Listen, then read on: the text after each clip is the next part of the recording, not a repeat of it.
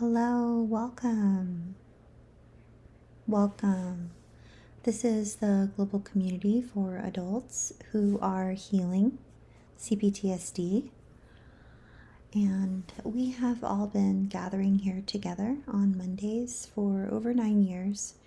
And we get together here on YouTube and we check in with one another. We see how everyone's doing. We share what works and what has been working in our healing journey, and we also share what hasn't been working in our healing journey. So this is a global community.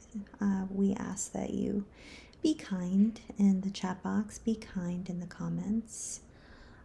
Cultural sensitivity really is so very, very appreciated. And I'm so honored to be here with you and healing right beside you. My name is Athena, and I'll be facilitating our discussion today. What we've been doing over the past couple years is we've been doing meditations on Monday nights, and we've implemented some deep breathing. We've also implemented an affirmation and some healing strategies, and we do that every single week. We're together here for somewhere between 20 and 40 minutes, just depending, sometimes longer, but usually between 20 and 40 minutes, depending on how the conversation is going. So it's such an honor to be here with you. I want to just pause to warmly welcome those who are here for our live discussion, who are in the chat box. And I also want to warmly welcome you if you're listening to this on a replay.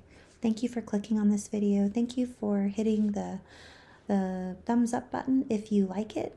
And thank you for subscribing to the channel if you feel that it would be something that would be helpful for you in your healing journey. Warm welcome to you, Craig. Great to see you as always. I'm sending you hugs right back. Hello, Miss Poppy. So good to see you as always. Hello, John Harvey. Hello, Diane. Hello, Jeffrey Sherman. Hello, Gobby. Hello. So good to be here with you. My apologies for any background noise that you may be hearing. They're doing some construction in one of the apartments where one of the adjacent apartments to me. And so if you hear any banging or hammering or construction going on, that is why. A warm welcome to you, Kate. I'm going to go ahead and get started now. We have our meditation with Morgan Harper Nichols. We have our affirmation with Lisa A. Romano, and we have our healing strategy with Dr. Ariel Schwartz. And I will be facilitating. It'll only be my voice here tonight. And I want to thank you so much for choosing to be here with us tonight. So very grateful to be here with you. So let's start with some deep breaths. We're going to breathe in for 4 counts. We're going to hold for 4 counts. We're going to breathe out for 4 counts. And we're going to do this, you guessed it, 4 times. Also sometimes referred to as a box breath. So if 4 counts, I always like to remind you, if 4 counts feels like it's just a little bit too much for you, I always say, the same thing goes with the affirmations and the meditations and the healing strategies. Always just switch it around. Switch it around so that it's helpful and supportive for you in your unique healing journey. There are 7 billion different possible ways to heal on planet Earth. And yours is different than mine. And all of ours are different from one another. So, again, thank you so much for being here. I'm going to go ahead and start with our breathing. And then we will go directly into our meditation with Morgan Harper Nichols. And I'll probably mix it up a little and maybe do our healing strategy with Dr. Ariel Schwartz. And then wrap our time up tonight with our affirmation with Lisa A. Romano. So here we go. We're going to breathe in for 4, hold for 4, out for 4.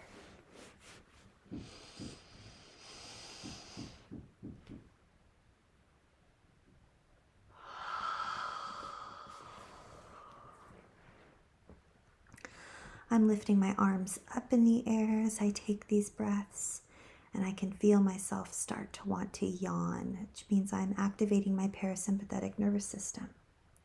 Again.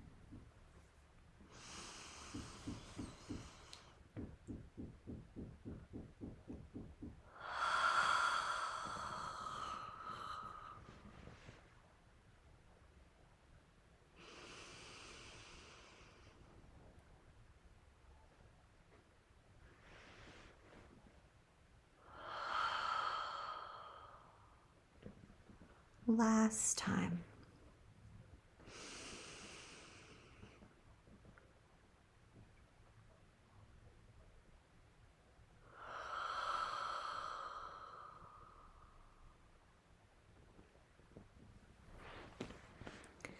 Here we go. Tonight's meditation is titled Take Time to Breathe. Morgan says, at times in life, you may question if you have made the right decisions. You may run through various scenarios in your mind, contemplating if you are in the best position or if you made the wrong choice. In those moments of stress, it can be helpful to keep some thoughts in mind about the roads we take in life. In a world full of endless choices, it's natural to wonder about the path we should take. It can feel like each decision is a well-paved road that we must follow to reach a specific destination.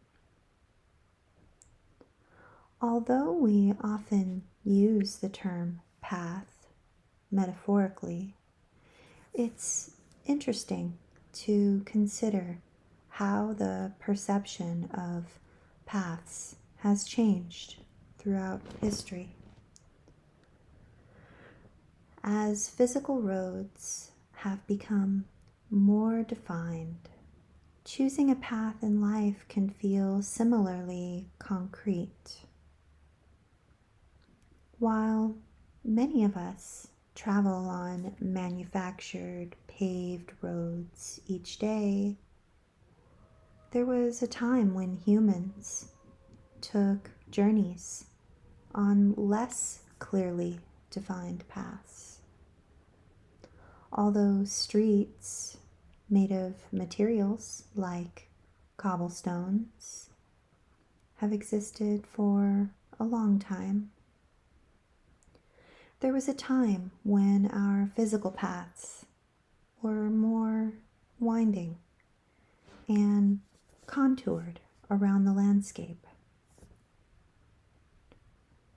As our world has become faster with the advent of cars, trains, and planes, we tend to view the idea of choosing a path in a streamlined way.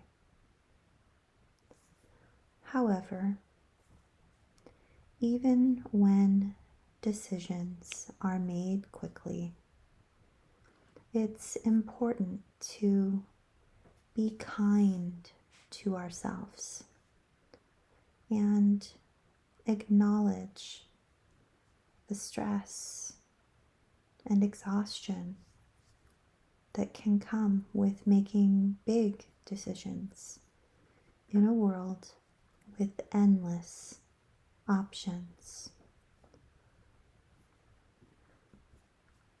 The act of making decisions has existed for generations. But the speed of modern life has increased the pace of decision making. In a single lunch conversation with a friend, you may be asked about choices related to relationships, career, or moving to a different city, all while trying to decide from 20 different options on the menu. In a world with so many options and decisions, it matters more than ever to take time to breathe and be kind to ourselves. We can seek help without feeling like we're being too much and create space to take the pressure off ourselves while making big decisions. Even if we travel on big highways or railways each day, we can still find ways to take breaks and alleviate stress as if we were moving slowly through a winding path in the forest or strolling through a park. For whatever decisions we are faced with in life, we are free to explore other ways of thinking about how we might move forward and how we might breathe through it.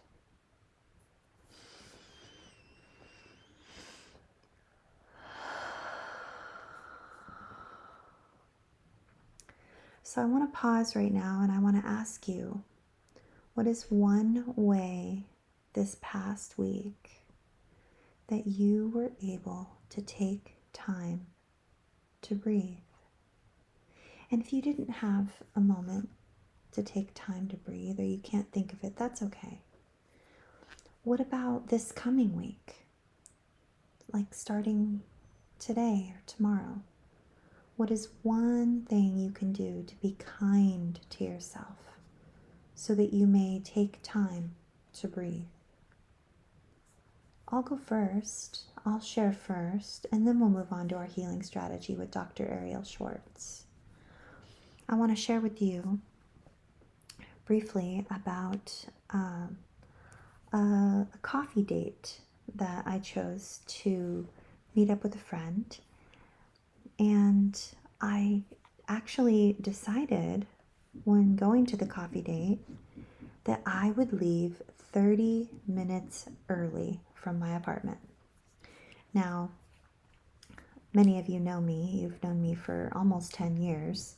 And some of you I've gotten to meet up with and have dinner with or stay at your home, or I've met you at speaking engagements, or we've sat in the park together, or a restaurant, or a coffee shop. So you know that I'm not the type of person that is usually 30 minutes early to anything. My social anxiety causes me to sort of freeze, and I can sometimes have exceedingly great, almost panic attacks. So leaving 30 minutes early was something I did, which was very kind to myself. I was being very kind to myself. And I was trying to be very intentional so that I could take time to breathe, to just be before our coffee date. It ended up not being the case because when I got there, parking is usually crazy, and I got a front parking spot, but then realized that the front parking spot that I got was only because they were closed for renovation, not because I got a front parking spot. And so then I drove around for 25 minutes trying to find another place, and then finally ended up at a different place, and I arrived moments before they got there. So I attempted to be kind to myself and take time to breathe. And, you know, if I had left on the time that I would typically have left and gotten there right on time, I would have been scrambling and feeling even more stressed out that we were, driving all around and trying to find a spot. And so it all ended up working out. But I would love to hear from you, though. I would love to know how this past week were you able, for just a few moments, to be kind to yourself so that you could take time to breathe. Let me just check in with you in the chat box. Let's see here. Hello, Ninja Taco. Aw, so good to see you as always. What's up, everybody?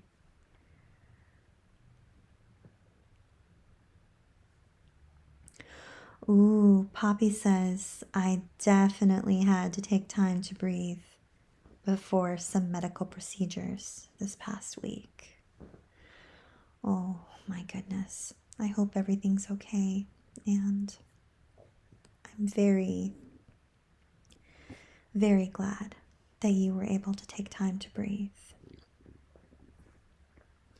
I'm offering you so much compassion, Miss Poppy, and a safe hug, if welcome. John Harvey says, I sit outside in the backyard to take time to breathe and relax. Oh, that's wonderful.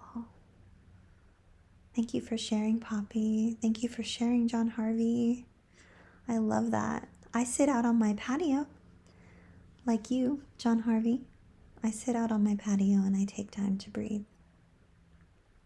I haven't been able to do that lately over the past month because the weather has been weird and drizzly and just randomly rainy, more so than any other February/March/April. So maybe it's been almost 2 months now. It's been a month and a half, almost 2 months since I've been able to sit outside and enjoy because it's been so drizzly and rainy and it's been wetter than normal. Hello, Jeffrey Sherman. Kate says, not one moment. This week, I will be more thoughtful. My daughter was in for the week. My grandson fell and broke his arm. Both bones. Oh no. I'm so sorry. Kate says, I am terminally ill, so I need to slow down. Oh, Kate. Oh, I'm offering you so much compassion. Thank you so much for sharing. I'm so sorry that you didn't have a moment, and I hope that this coming week will be a little bit more breath-filled. And I hope your grandson heals quickly and that you are extra kind and extra patient and extra gentle with yourself. Gabi says, last week was hard to find space because of my kids' spring break, but this week I am going to yoga. That is so great, Gabi. I'm sorry you didn't get a chance to breathe last week, and I'm really glad that this coming week you're going to yoga. I'm hoping you'll be able to pause and be extra kind to you and just breathe. Thank you so much for sharing.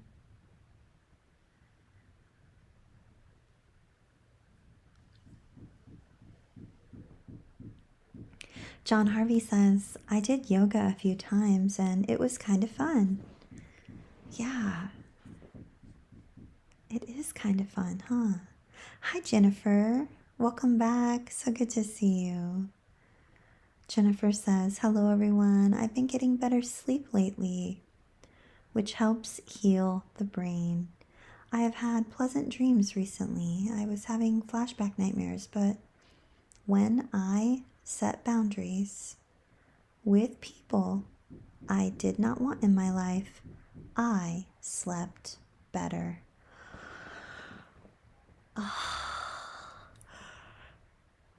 Oh, I just got the biggest yawn and the biggest smile and the biggest deep breath reading that, Jennifer.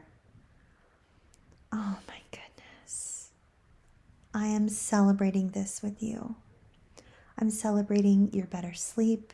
I'm celebrating the fact that you're not having flashback nightmares. I'm celebrating your boundaries. My goodness, that is amazing. Hello, Nadine.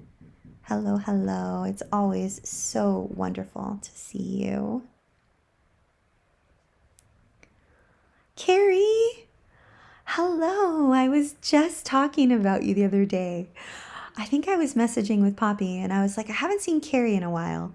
I hope everything's okay. It's so good to see you. Thank you so much for being here. We're talking about taking time to breathe. Kira, oh my goodness, it's so good to see you too. Oh. Ooh, Kate says yoga makes me cry hysterically. Why? You know, I just learned about this. I've just been learning about this through some continuing education. You know how Bessel van der Kolk talks a lot about how trauma is stored in the body? There's something about all the different chakras, and all of the different muscle groups and some of the different poses and some of the different breaths. And when you could take all of those and you sort of look at them as a whole, some of our past trauma can be stored in or near some of our chakras, in or near some of our muscle groups. And when we breathe a certain way or stretch a certain way or pose a certain way or move a certain way, trauma that has been dormant for decades gets released into our body and it floods our nervous system. And then when we experience the crying or the release, what it does is it tells our nervous system that it's okay to rewire itself. In other words, your body is experiencing the trauma from a long time ago, but also connecting to your present day body, looking around and realizing, not literally looking around, but you know what I'm saying, realizing that it's present day.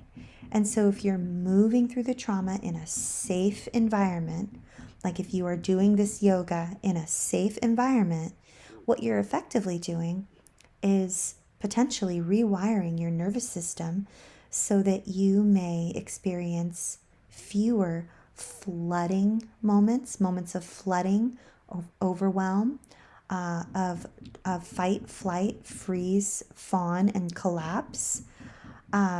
It's basically releasing trauma that's been dormant in your body for decades, potentially. But who am I? I'm a random person on the internet. So people far smarter than I will ever be teach on all of this stuff, and I am simply sitting under their teaching and learning through continuing education. So I hope that's helpful, Kate. I'm so grateful that you're experiencing the catharsis in the way that you are. Yeah, Gabi says, John Harvey, yoga is really fun and it helps me to breathe. Hello, Z. I'm so happy to see you. Welcome back. Z says, I finally cut off all ties with a toxic ex. I exercised my boundaries and had him pick up his last items today. Woohoo! Z, I am so happy for you. I am celebrating this with you. Excellent boundaries, excellent follow through, amazing, amazing self-care. Hello, Angela. How's the move going? It is so good to see you. So good to see you. I'm doing well, thank you. How are you? Yeah, Gabi says, oh, heck yeah, I have totally cried at yoga.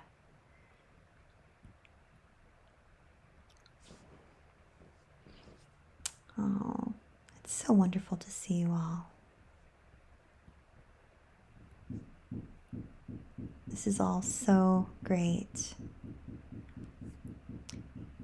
Kira, if you are cooking dinner and watching Grey's Anatomy, I am sending you lots and lots of love. I am going to be making some pasta and watching Grey's Anatomy myself, and every single time I do both of those things together, I always think of you. So we are going to move on now to our healing strategy with Dr. Ariel Schwartz, and I will be reading from her book titled A Practical Guide to Complex PTSD, Compassionate Strategies to Begin Healing from Childhood Trauma. And the healing strategy that we are doing this week, we just came off of a 5-week series on utilizing all 5 senses as a means of mindful self-compassion and being aware of the present moment. So this week's healing strategy is self-awareness of avoidance behaviors. So don't miss this. Okay, so first, Dr. Ariel Schwartz shares a story from one of her clients and commentates on that, and then we will move into the healing strategy. So this is Dr. Ariel sharing a quote from one of her clients. Her client's name is Lisa, ironically. Life was chaotic when I was growing up. After my parents divorced, I moved back and forth between them, but I was always in the middle. My mom was depressed and my dad was angry. There was no place for me. I became really good at not having needs and feelings. Now, instead of asking people for help, I spend my life taking care of everyone else. End quote. Dr. Ariel says, Lisa learned to push away her own needs and take care of others as a means of coping with her chaotic childhood. Sometimes we engage in avoidance behaviors automatically out of habit. By taking the time to build self-awareness of avoidance behaviors, we can create change. In Lisa's case, she was able to recognize that she was protecting herself from the pain she felt as a child. Furthermore, she was able to identify current situations that led her to ignore her needs. For example, she realized she was avoiding the possibility of rejection by not asking for help when she needed it. Therapy helped her to be more vulnerable and to take risks, even if this meant she might be disappointed. Ultimately, she felt rewarded for her efforts. This healing strategy, self-awareness of avoidance behaviors, invokes taking a compassionate yet honest look at your own avoidance symptoms. Take a few breaths and set an intention to mindfully observe your experiences with a capacity to lovingly accept yourself just as you are.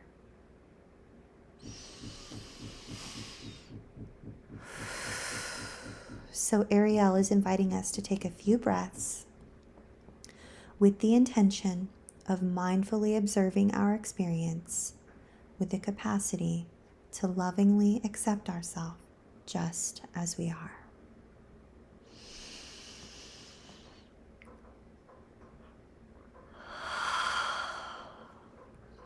Ariel says, one of the most important components of mindfulness is an attitude of non-judgment and curiosity about your experience.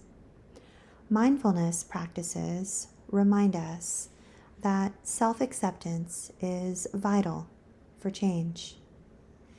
Take a look at the list below and notice if any of these common behaviors are relevant to you and your life. I stay away from people or places. I isolate myself. I tend to overeat when I feel emotional. I drink too much or use substances to avoid my pain. I spend hours playing video games or watching TV. I don't want to admit to myself that I was abused or neglected. I spend so much time caring for others that I ignore myself. I want to control myself or others. I am a perfectionist. I cancel or forget to go to therapy appointments. I bury myself in my work so I don't have to feel. I rely heavily on thinking so as to avoid feeling. I sometimes numb out or dissociate.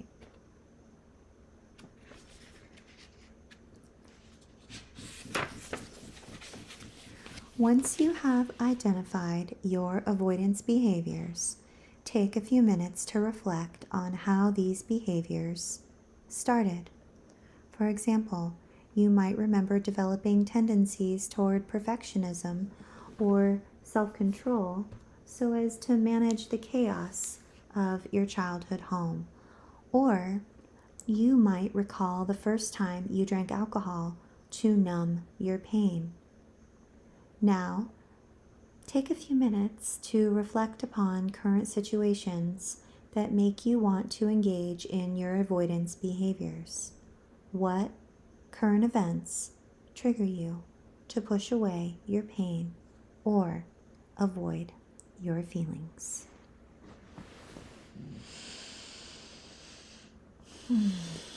Yeah, Kate says, I check way too many of those boxes. Always thinking, never feeling. I hear you. Yeah. Carrie says, I think so. I don't have to feel. Yeah, John Harvey says, I isolate and play games to escape. Carrie says, yep, quite a few. Gobby says, oh goodness, this is relatable. Therapy has helped me so much. This past week, I stopped avoiding immense discomfort and finally asked my husband for a separation for a period of time.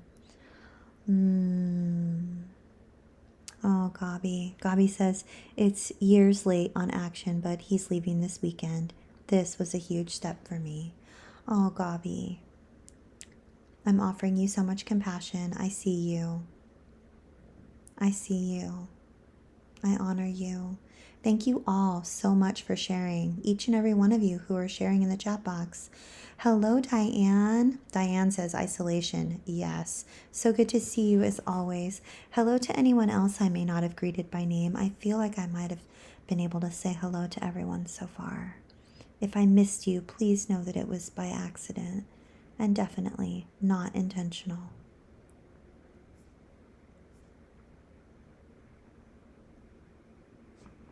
Poppy says, I'm surprised, but I think I'm getting better at most of these things. This was very validating. Good for you, Poppy. Amazing. I'm high-fiving you. I'm celebrating you. You're so welcome, Diane. Yeah. Oh, Angela, I see you. Yeah, Angela throws herself into work so as not to feel. John Harvey says, Angela, you will get over that in time when you fill your loneliness with something healthy. Yeah. Yeah, Gobby says, that is so awesome. That is so awesome, Poppy. Carrie says, learning to feel and isolate the feelings. Learning to feel and tolerate the feelings is one of the things I'm working on in therapy right now. It's so hard. I just want you all to know that I know how hard this is. And I saw myself in every single one of those. It wasn't too long ago. And now I can honestly say, like Poppy, that this was very validating. I'm so grateful for that list and for how hard I have been working for me, because I'm worth it and because you are worth it. So please don't give up. I'm so proud of each and every one of you. So many of you have been here for so many years, as have I.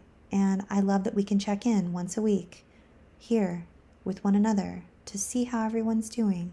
We share what works, we share what doesn't work, and it's always so validating. So lastly, we have our affirmation, and I will read it through from top to bottom, and then we will go. Here we go.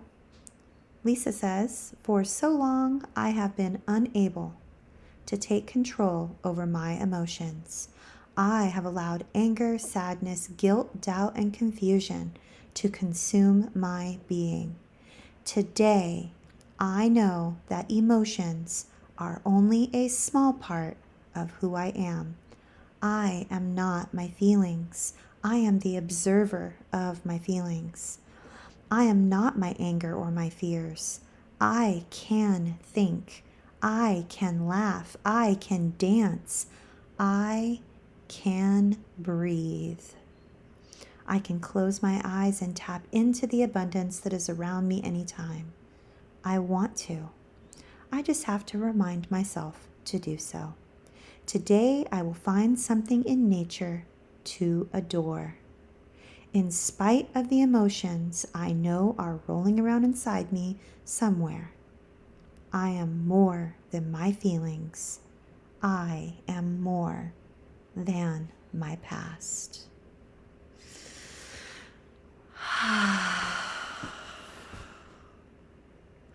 We are more than our feelings. We are more than our past. And we can breathe. This has been so nourishing, so encouraging, such a gift to be here with each and every one of you. Thank you so much for taking the time. Thank you so much for all the thumbs up. Thank you for subscribing to the channel. Only use the thumbs up button if you found this helpful, and only subscribe to the channel if that's what you want to do.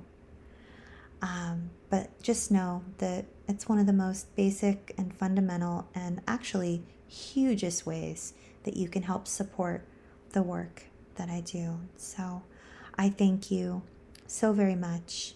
I honor you. I honor your journey. And I hope that each and every one of you will be extra kind and extra patient and extra gentle with yourself this week, because you're worth it. Take time to breathe. I love you all so much. I'll see you right back here next Monday, 7 p.m. Eastern, or over in our group where we check in on a daily basis when we're not here on YouTube. There's a link in the description section of this video or in the chat box. I love you all so much. Bye, everybody.